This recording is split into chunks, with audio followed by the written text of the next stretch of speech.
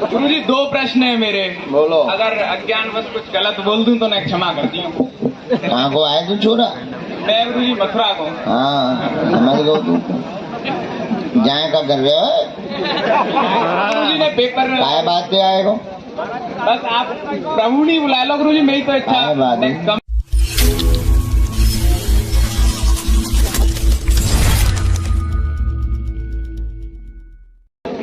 पूछो। गुरुजी पहला प्रश्न मेरा जो है कि आत्मा और शरीर अलग अलग है शायद, है ना?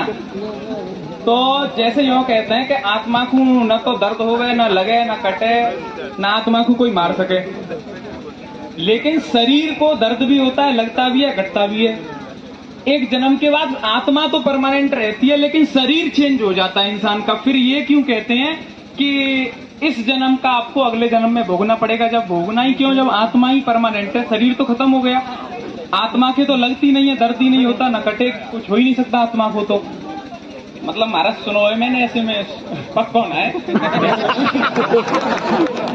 मन में यही बात है तो रॉन्ग सर राइट चल रहा है। हाँ दूसरों पूछो लाला। दूसरा महाराज जी है कि जैसे एक टाइम हो जब भारत सोने की चिड़िया आई, गोल्डन बर्ड, तो अब जैसे आप कह रहे हो कि भारत हिंदू राष्ट्र होना चाहिए, अखंड भारत होना चाहिए, तो ऐसी क्या कदम उठाए जाएं मेरे द्वारा या यहाँ पे उपस्थित सभी के द्वारा कि भारत दोबारा से सोने की चिड़िया बने, या सोने की चिड़िया नहीं हीरे की चिड़िया बने आगे?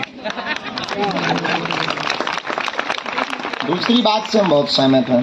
पहली बात, अब हम ब्रज भाषा बोलेंगे तो सबको समझ नहीं आएगी। जी जी जी महाराज, जैसे ही आप। पहला प्रश्न, शरीर और आत्मा अलग है, बिल्कुल है, सच है। लेकिन जब तक शरीर में आत्मा रहती है तब तक ठीक उतना ही शरीर में और आत्मा में अंतर रहता है जितना सूर्य और सूर्य की रोशनी में अंतर होता है।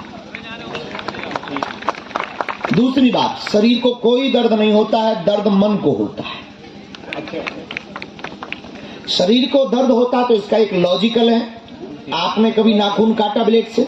हमने काटा, बिल्कुल काटा। नाखून काटते समय कई बार नाखून के अगल बगल बहुत पहले लग जाता है, लेकिन निगाह जब जाती है दर्द तब होता है। जी जी जी। अगर शरीर को दर्द होता तो जब काटा था तभी होता। जी महाराज। बाद में हुआ जब देखा, इसका मतलब फिर माइंड में मैसेज मन में गया कि लग गया, तो फिर वहां दर्द होने लगा। जी। तो दर्द शरीर को नहीं होता है, दर्द मन को होता है। आपने इन सभी बात में प्रश्न एक ही पूछा जो बहुत हमें लगा कि इस पर थोड़ी सी बात करनी चाहिए। वो ये था कि आत्मा शाश्वत अगर है और शरीर तो मरणासन्न वाला है, मरता रहता है, तो फिर पुनर्जन्म में आत्मा को क्यों भोगना पड़ता कर्म? शायद ये इसी बात को बोलने के लिए आपने इतनी भूमिका निभाई। जी जी महाराज जी, बिल्कुल। देखो, आत्मा न शरीर में आवे, न शरीर की कोई महत्वता। हाँ। शरीर को तब तक पूछा जाता जब तक आत्मा है। आत्मा उड़ते ही डेड बॉडी हो जाती है। तो शरीर के होने का कारण कौन है? आत्मा। तो फिर आत्मा ही नहीं भोगेगी तो कौन भोगेगा? वो बात तो सही महाराज, लेकिन कहीं सुना था कि आत्मा को तो कुछ किया ही नहीं जा सकता। आत्मा को नहीं किया जा सकता है, ऐसे समझो। पानी को पकड़ना, पानी को मुट्ठी में ले सकते हो क्या? नहीं, लेकिन फ्रिज में धर दो।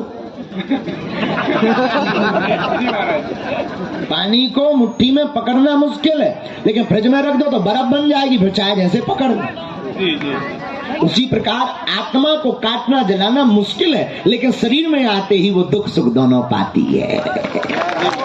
आत्मा पर प्रभाव नहीं होता, ये बात अलग है। आत्मा पर कोई प्रभाव नहीं होता, ये बात अलग है। लेकिन शरीर में जब तक जो रहती, हम कहते हैं ना हमारी आत्मा को ठेस पहुंच गया। ये किसको पहुंचा? आत्मा को। हमारी आत्मा कट गई उनसे। ये क्या है? उनसे कट गई, आत्मा नहीं कटी, आत्मा उनसे कट गई। ये क्या है? आत्मा जब तक शरीर में रहती तब तक पाती है।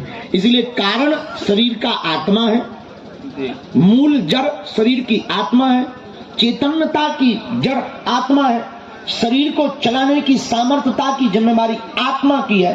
तो कर्म करवाने वाली भी आत्मा है और कर्म करने वाला शरीर है। जैसे हमारे आसपास जो लोग रहते हैं, अगर वो बढ़िया संगीत बजाएंगे तो वाहवाही किसको मिलेगी? हमको मिलेगी। महाराज जी के संगीत बारे बहुत अच्छे हैं, और कोनो संगीत बारे उल्टो सीधो करत पकड़ो जाए तो ठटरी की बार है। क्यों? क्योंकि इन्हें कौन पूछा, तो लाए तो हम। उसी प्रकार शरीर को कौन पूछता था, धरी तो आत्मा ने, शरीर में तो चैतन्यता आत्मा ने दी, तो कष्ट भी तो आत्मा ही पाएगी कि पड़ोसी पाएगा। Concept clear? क्लियर है। Mission successful? सक्सेसफुल महाराज। चलो दूसरा। सक्सेसफुल। अब आपका दूसरा प्रश्न था कि भारत को डायमंड वर्ल्ड बनाना चाहते हैं, वो कैसे बनेगा जी? उसके लिए क्या करना पड़ेगा आपको, यहाँ बैठे लोगों को? पहले तो शिक्षा पर काम करना पड़ेगा और युवाओं को शिक्षा से पोषित करना पड़ेगा।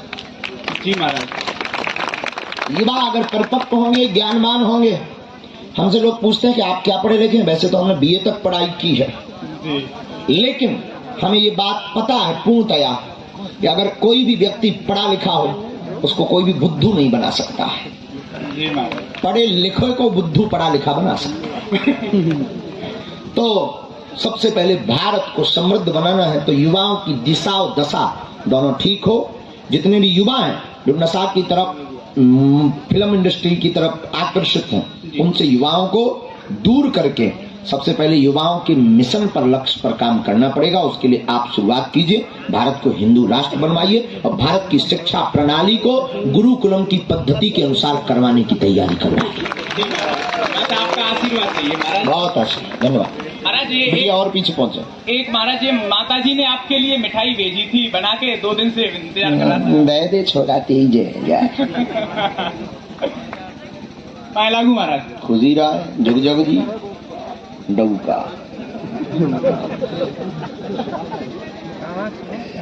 शब्द है।